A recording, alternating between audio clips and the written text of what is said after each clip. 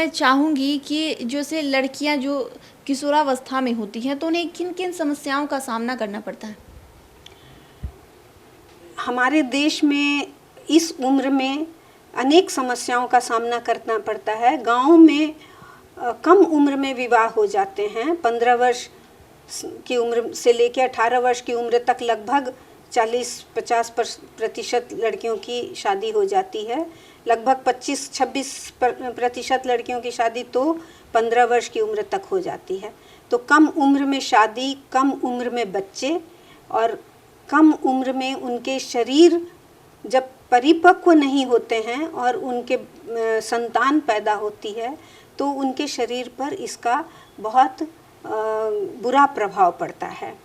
दूसरा, इस उम्र की लड़कियों में बुद्धि की मैच्योरिटी भी कम होती है और जिसके चलते हमारे यहाँ बहुत से इलीगल अबॉर्शन के इंसिडेंट्स मिलते हैं और सेक्स का वायलेशन भी बहुत होता है और ये अननेसेसरी अनवांटेड प्रेगनेंसी का अबॉर्शन भी होता है जिसके चलते बहुत इन्फेक्शन, जेनाइटल इन्फेक्शन भी हो जाते हैं और उनको स्वास्थ्य संबंधी इसके कई समस्याएं होती है जिनका प्रभाव उनके शरीर पर पूरी जीवन भर पड़ सकता है।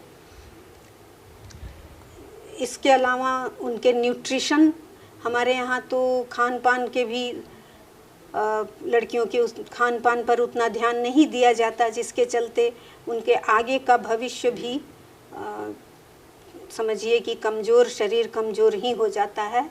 लड़कियों को आगे जाके माँ बनना है, दूध पिलाना है बच्चे को, तो सब जगह उनके शरीर के अंदर से जो पोषक तत्व होते हैं उनका क्षय होता है और उनको पहले से उनके शरीर के पोषक तत्वों की कमी होती है और आगे जा कर के जब ये क्षय होता है तो उनका शरीर विशेष रूप से कमज़ोर हो जाता है।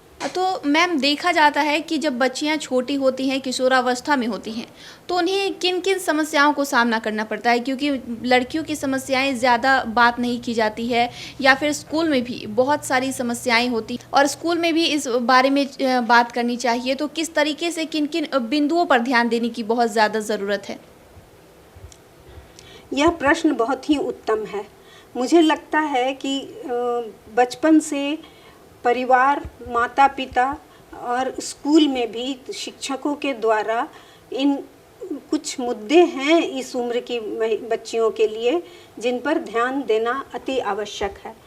पहला तो इस उम्र में लड़कियों को मौका मिलना चाहिए कि उनकी सुरक्षित और सपोर्टिव ऐसा वातावरण मिले जहां वो अपनी प्रॉब्लम को, अपनी समस्या को किसी से साझा कर सकें, जहां से उनको सही परामर्श मिल सके।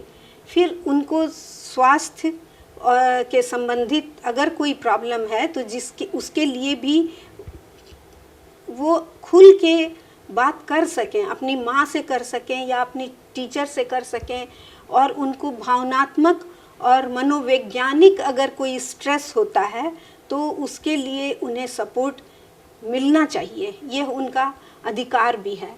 उन्हें नैतिक मूल्यों का ज्ञान मिले, वो परिवार और देश के प्रति उनको क्या कर्तव्य है उसके प्रति उन्हें जागरूकता हो।